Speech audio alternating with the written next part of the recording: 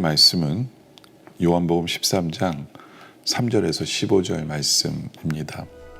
저녁 먹는 중 예수는 아버지께서 모든 것을 자기 손에 맡기신 것과 또 자기가 하나님께로부터 오셨다가 하나님께로 돌아가실 것을 아시고 저녁 잡수시던 자리에서 일어나 겉옷을 벗고 수건을 가져다가 허리에 두르시고 이에 게야의 물을 떠서 제자들의 발을 씻으시고 그 두르신 수건으로 닦기를 시작하여 시몬 베드로에게 이르시니 베드로가 이르되 주여, 주께서 내 발을 씻으시나이까? 내가 하는 것을 네가 지금은 알지 못하나 이후에는 알리라. 내 발을 절대로 씻지 못하시리이다.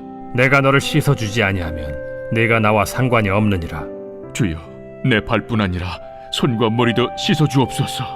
이미 목욕한 자는 발밖에 씻을 필요가 없느니라. 온 몸이 깨끗하니라. 너희가 깨끗하나 다는 아니니라. 이는 자기를 팔자간 누구인지 아심이라. 그러므로 다는 깨끗하지 아니하다 하시니라. 그들의 발을 씻으신 후에 옷을 입으시고 다시 앉아 그들에게 이르시되 내가 너희에게 행한 것을 너희가 아느냐? 너희가 나를 선생이라 또는 주라 하니 너희 말이 옳도다. 내가 그러하다. 내가 주와 또는 선생이 되어 너희 발을 씻었으니 너희도 서로 발을 씻어주는 것이 옳으니라. 내가 너희에게 행한 것 같이 너희도 행하게 하려 하여 본을 보였노라. 오늘 말씀은 예수님께서 제자들의 발을 씻겨주시는 장면입니다. 그리고 그 의미가 뭔지를 오늘 알려주시는 부분이죠. 3절에 보면 저녁 먹는 중 예수는 아버지께서 모든 것을 자기 손에 맡기신 것과 또 자기가 하나님께로부터 오셨다가 하나님께로 돌아갔을 것을 아시고, 그렇죠? 그러니까 예수님께서는 엄밀히 말하면 이제 미래에 될 일을 다 아시는 거예요. 이제 십자가 지실 일을 지고 하나님께로 가실 것을 다 아시고, 예, 이걸 다 아신 상태에서 아주 중요한 것을 교훈을 가르치기 위해서 주님이 이 일을 하신다라는 거죠. 그게 뭐냐 하면 14절에 보면 저녁 잡수시던 자리에서 4절에 보면 저녁 잡수시던 자리에서 일어나 겉옷을 벗고 수건을 가져다가 허리에 두르십니다. 그리고 이에 대야에 물을 떠서 제자들의 발을 씻기시고 그 두르신 수건으로 닦기를 시작합니다. 제자들의 발을 씻겨 주십니다. 근데 이 사건이 그 당시에는 너무 충격적인 사건이에요. 왜냐하면 이거는 종이 하는 일이거든요. 예. 근데 종이 하는 일 중에서도 가장 비천한 일이라고 여기는 것이 다른 사람의 발을 씻겨주는 일이에요. 근데 선생님이 자기들의 제자의 발을 씻겨주실 때 이들은 너무 놀란 거예요. 예. 뭐 우리는 뭐 세족식이다 뭐 이런 거 하다 보니까 뭐 이렇게 크게 놀라지 않죠. 뭐 이런 거 해야 되나 보다 할지 모르지만 그 당시에 그 문화 속에서 예수님께서 제자들의 발을 씻겨주신 이 장면은 뭐 엄청난 사건이에요. 이거 가능한 게 아닌 사건을 벌이고 있는 거예요. 그러다 보니까 6절에 시몬 베드로에게 이르시되 베드로가 이르되 주여 시몬 베드로에게 이르시니 베드로가 이르되 주여 주께서 내 발을 씻으시나이까. 예, 어떻게 주님 내 발을 씻냐는 거예요 지금.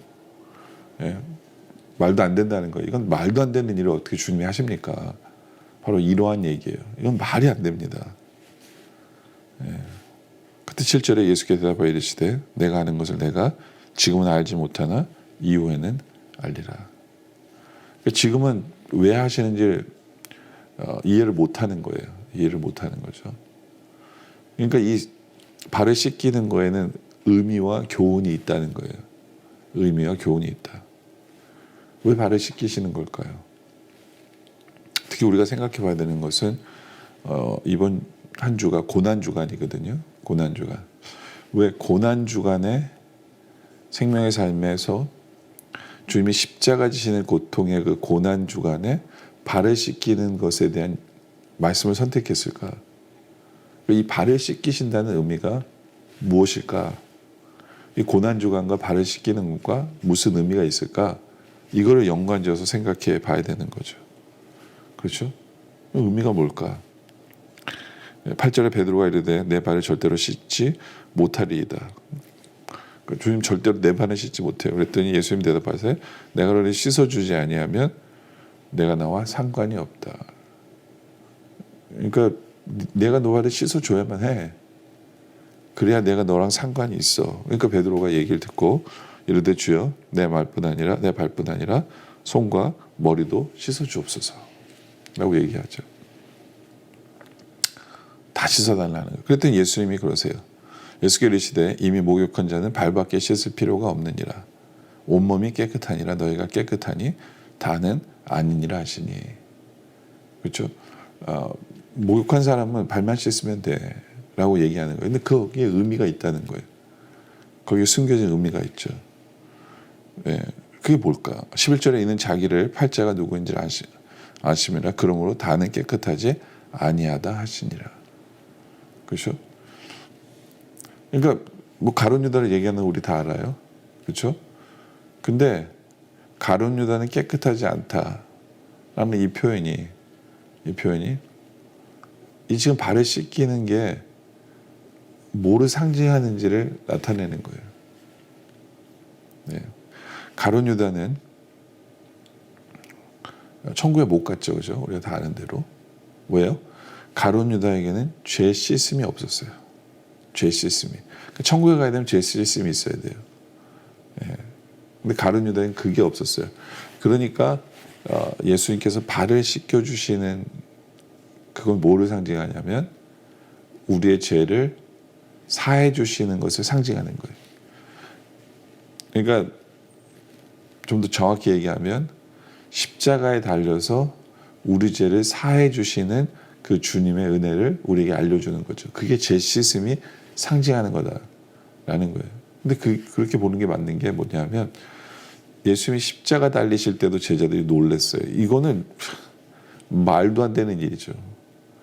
선생님이 구주가 하나님의 아들이 어떻게 십자가에 달리냐는 거예요. 마치 선생이 어떻게 종의 발을 씻기냐는 거랑 그 놀램이랑 똑같은 거죠.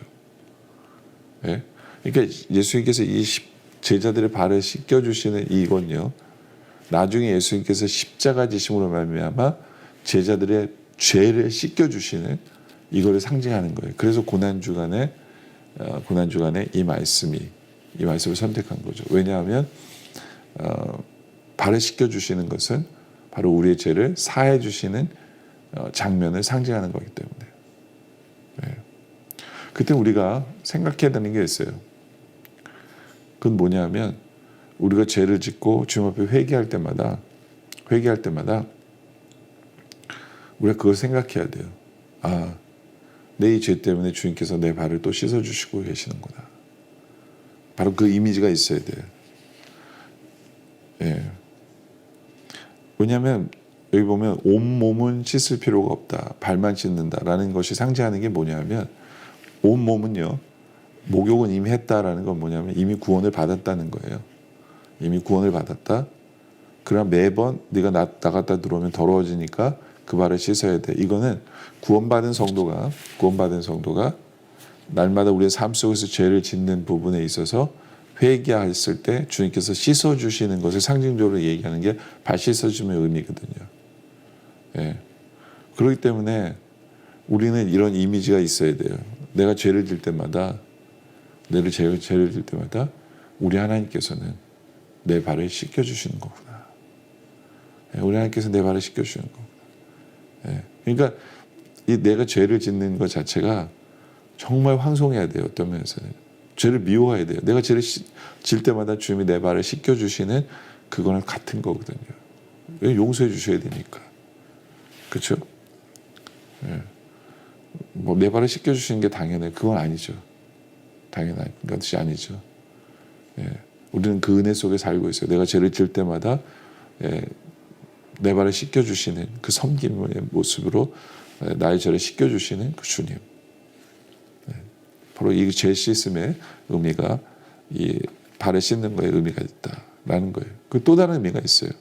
12절에 그들의 발을 씻으며 옷을 입으시고 다시 앉아 그들에게 이르시되 내가 너에게 행한 것을 너희가 아느냐.